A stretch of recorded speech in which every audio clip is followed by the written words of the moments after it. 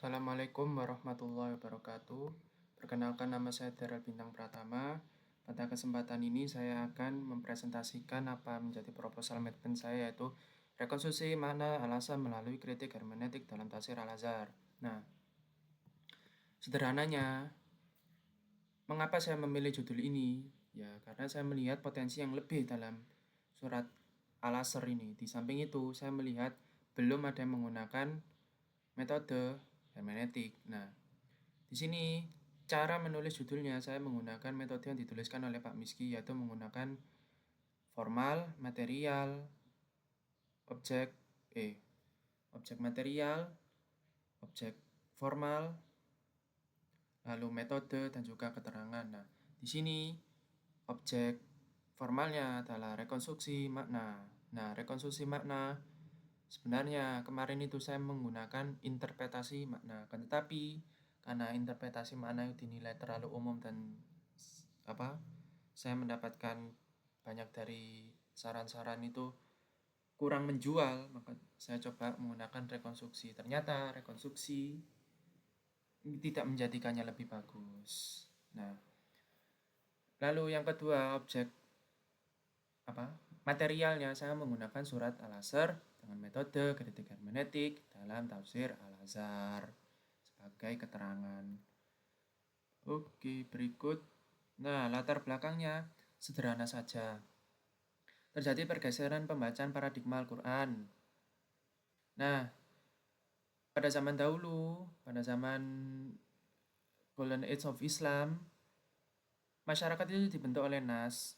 Akan tapi, sejak abad 17 yang dimulai oleh Martin Luther, masyarakatlah yang membentuk Nas. Nah, dan itu terjadi di banyak kajian mengenai kitab-kitab suci. Nah, kajian mengenai kitab-kitab suci itu yang terjadi pergeseran paradigma, di mana di sini ini masyarakat itu menginginkan sebuah penafsiran yang cocok dengan mereka, atau setidaknya yang cocok dengan kondisi mereka, mengingat masyarakat itu dinamis, masyarakat itu kontekstual, akan tetapi nas itu adalah tekstual dan statis. Nah, bagaimana tafsir menjembatani hal tersebut? Nah, dalam tren penafsiran sekarang adalah menggunakan paradigma terbarukan seperti itu. Meskipun paradigma terbarukan ini sebenarnya tidak cocok digunakan dalam ayat-ayat hukum. Nah, maka dari itu saya menggunakan Al-Azhar yang merupakan bukan ayat hukum.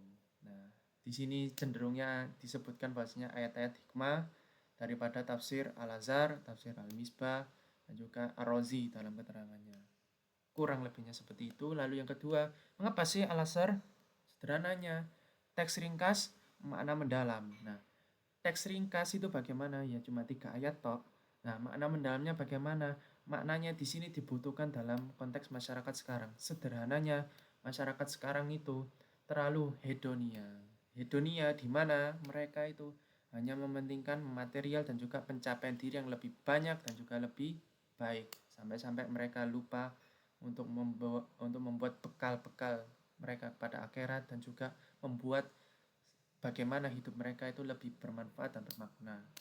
Oke, yang ketiga, mengapa tafsir Al-Azhar? Sederhana saja. Tafsir Al-Azhar saya pilih karena menggunakan bahasa Indonesia. Dan bahasa Indonesia itu cocok dengan saya yang orang Indonesia, atau mungkin Nusantara dengan corak histori sosial atau adabi ijtimai. Mudah kan? Lalu yang keempat, kajian sebelum-sebelumnya tidak memakai kritik hermeneutik. Nah, disinilah gapnya mengapa saya menggunakan kritik hermeneutik, karena sebelum-sebelumnya hanya menggunakan tahlili saja.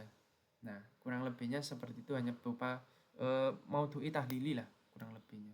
Sepengetahuan saya, dan kalaupun ada hermeneutik belum ada yang menggunakan kritik hermeneutik secara terkhusus di surat Al-Azhar dan lebih khusus lagi tafsir Al-Azhar.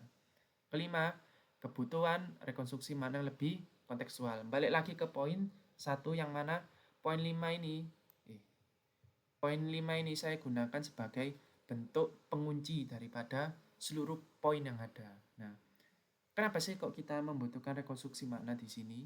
Ya karena masyarakat kontekstual. Balik lagi ke nomor 1.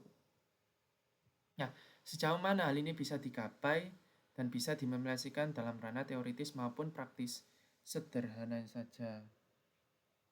Nah, apa tadi? Nah, ini manfaat teoritisnya itu sederhana. Nah, manfaat teoritisnya itu adalah untuk memperkaya ranah tafsir. Itu aja sih.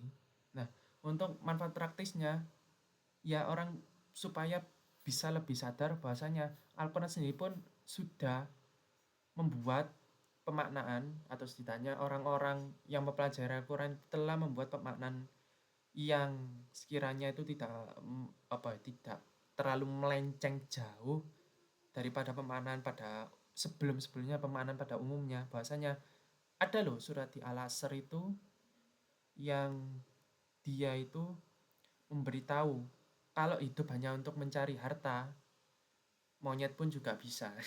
Dalam keterangannya Buya Hamka di dalam banyak literatur populer kurang lebihnya seperti itu. Kalau hanya makan saja, hewan ternak juga bisa. Nah, kurang lebihnya seperti itu. Oke, lalu kita mau ngapain sih? Atau mungkin fokusnya ini mau ngapain sih? Fokusnya ini, fokus daripada penelitian ini apa gitu? Cuma dua toh. Dua ini sebenarnya sangat banyak yang jika dijabarkan lagi. Itu bagaimana struktur hermeneutika Hamka dalam surah Al-Asr, dan kedua bagaimana Hamka dalam surah Al-Asr direkonstruksi melalui kritik hermeneutik. Sesederhana itu saja. Mengetahui studi tokohnya dan juga mengetahui studi daripada ayat dan studi produk, lalu dikritik lah. Udah itu aja sih. Nah, untuk kerangka teori, di sini bagaimana sih cara saya menentukan kerangka teori? Nah, untuk menentukan kerangka teori saya menggunakan prinsip prinsip apa ya? Fresh Principle Thinking. Nah, Fresh Principle Thinking ini adalah bagaimana cara kita menyelesaikan suatu masalah daripada permasalahan yang ada pada akarnya terlebih dahulu. Misalkan dalam hal ini saya ingin meneliti Al-Quran, tapi saya kurang bisa berbahasa Arab. Maka yang saya tuju adalah saya kurang bisa berbahasa Arab dan juga kurang bisa ilmu-ilmu tafsir maupun ilmu-ilmu ulumul Quran. Maka yang saya lakukan adalah saya akan gunakan rujukan tafsir berbahasa Indonesia dan saya akan gunakan hermeneutik. Mengapa hermeneutik? Karena hermeneutik tidak mungkin salah. Kenapa tidak mungkin salah?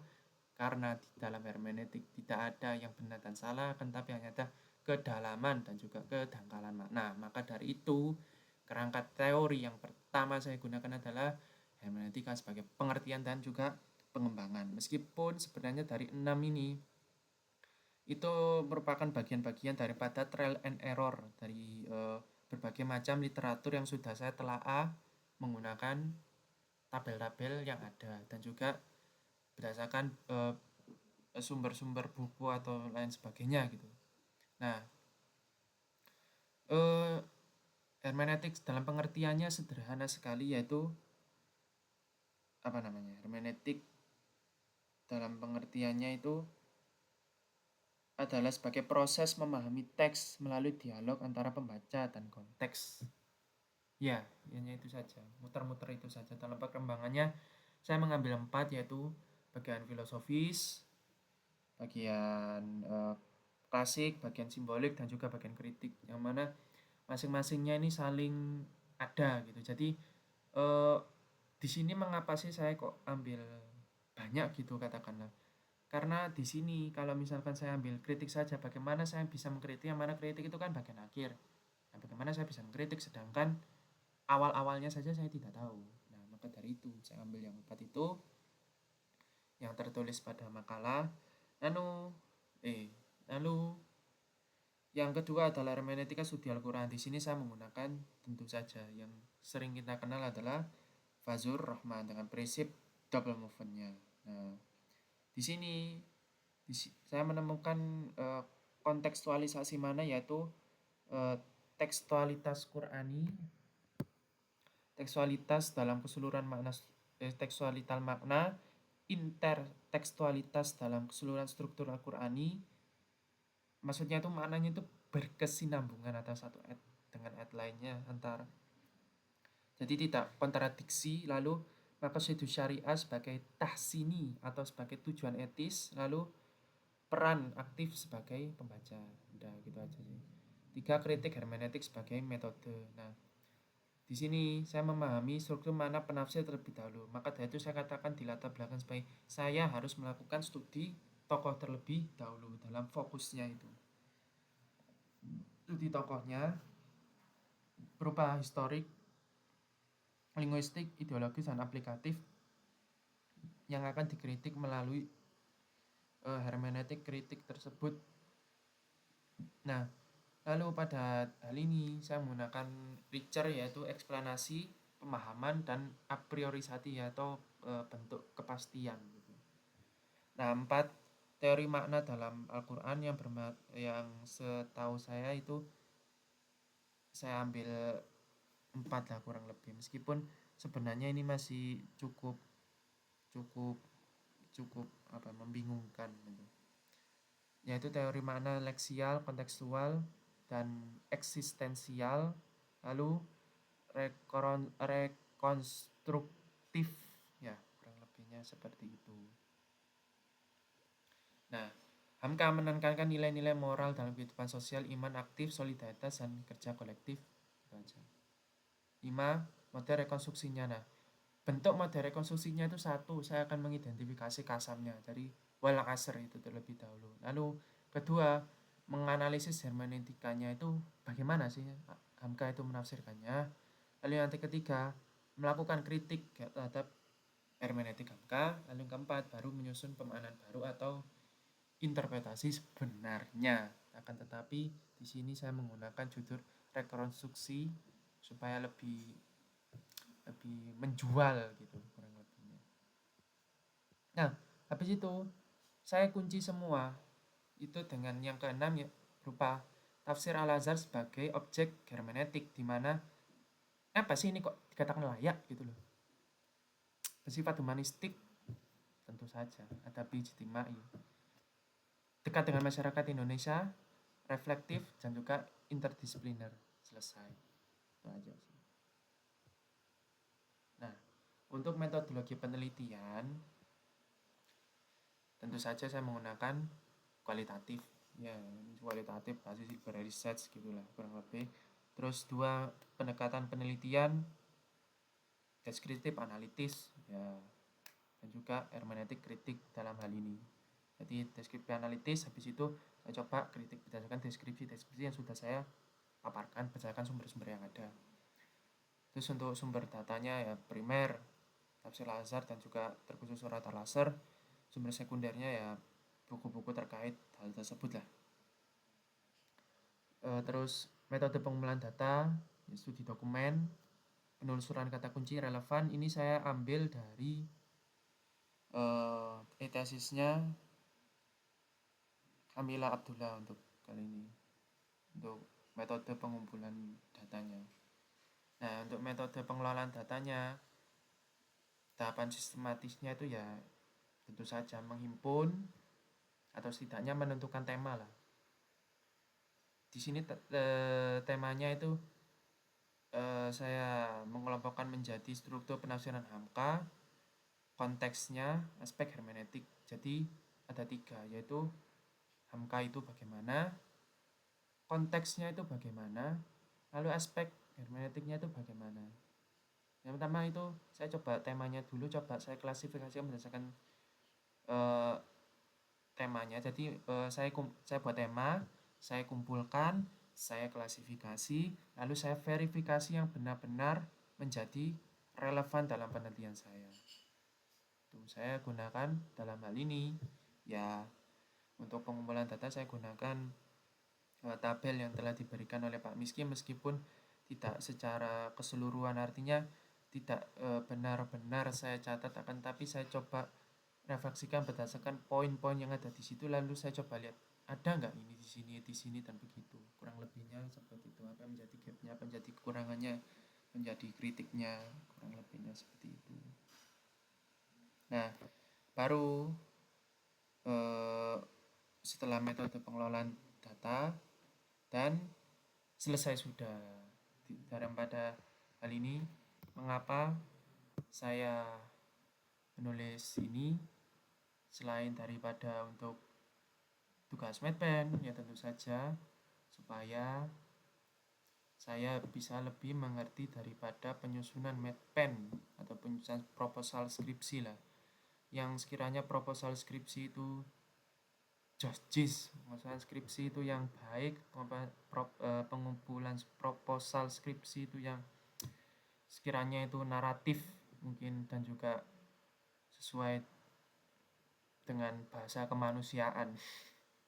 Bahasa kemanusiaan. Oke, kurang lebihnya seperti itu. Sekian dari saya, kurang lebihnya mohon maaf. Assalamualaikum warahmatullahi wabarakatuh. Dan